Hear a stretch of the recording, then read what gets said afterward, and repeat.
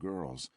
Considering my long, pale face and hound-dog eyes behind black-rimmed glasses with thick lenses, maybe I already knew that even through adulthood I'd never be a guy who had flocks of pretty girls in flight around him. I had the love of my sister and my saxophone, and that was enough. It had better be enough, because Amalia and I didn't have a home life that would be suitable for a TV show like Ozzie and Harriet or Leave It to Beaver. Our old man was a machinist, a foreman for an entire shop of lathe operators, most of the time as silent as a rock, a cold man, who by his stare alone could convey his disapproval and his ardent wish that he could hold you to his lathe and shape you into someone more appealing. Chesterfield cigarettes were to him what the Eucharist is to devout Catholics. Amalia insisted he wasn't cold, but only wounded by life and emotionally isolated. Our mother liked TV around the clock, interludes of neighborhood gossip with Mrs. Janowski, who lived next door, and Lucky Strike cigarettes, which she burned through as if the fate of the earth depended on her chain-smoking even through meals, which she usually took on a TV tray in the living room. She prided herself on being a fine housekeeper, by which she meant that she efficiently delegated all the work to Amalia and me. The king and queen of our little lower-middle-class castle spoke to each other so seldom, you might well have assumed they primarily communicated telepathically. If that were the case, then judging by their demeanor, they detested virtually every exchange of their psychic conversations.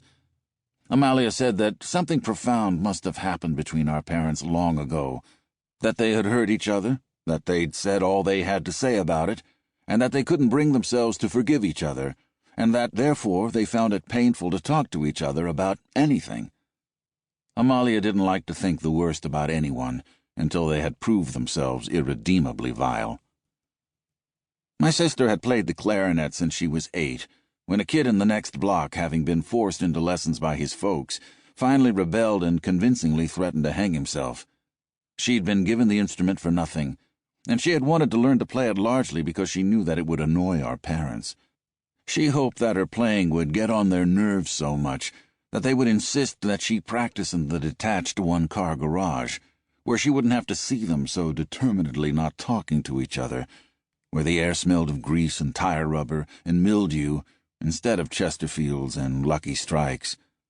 Her hope was fulfilled, and the remaining years that we lived in the house, the words most often spoken by our mother and father were, "Take it to the garage," not only when we practiced the clarinet and saxophone, but also when our mere presence became a distraction from their TV shows, their drinking, and their committed smoking. Amalia became pretty darn good on the clarinet, but I proved to be a prodigy on the saxophone, self-taught and self-polishing, always working to get a little better. Playing the sax was the one thing I could do that was graceful.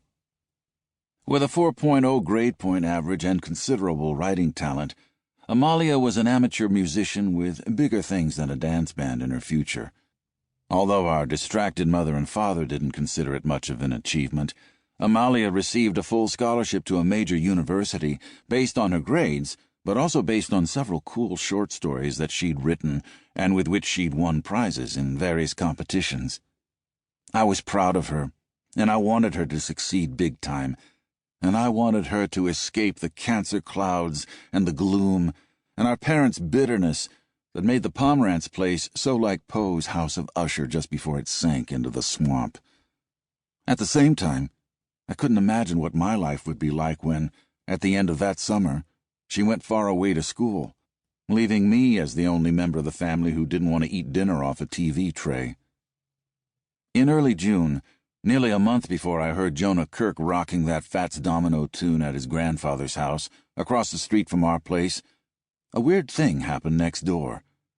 The residence in question was not to the east, not the Janowski place, where my mother and Mrs. Janowski regularly shared gossip, most of it delusional fantasy, about the marital relations of other people who lived on our block. It was instead one door west of us, at the former Rupert Clockenwall place, which had been unoccupied ever since old Mr. Clockenwall died of a massive heart attack a month earlier. The strangeness started at 3 o'clock one morning, when an unusual sound awakened me. As I sat up in bed, I didn't think the noise had been in my room. I was pretty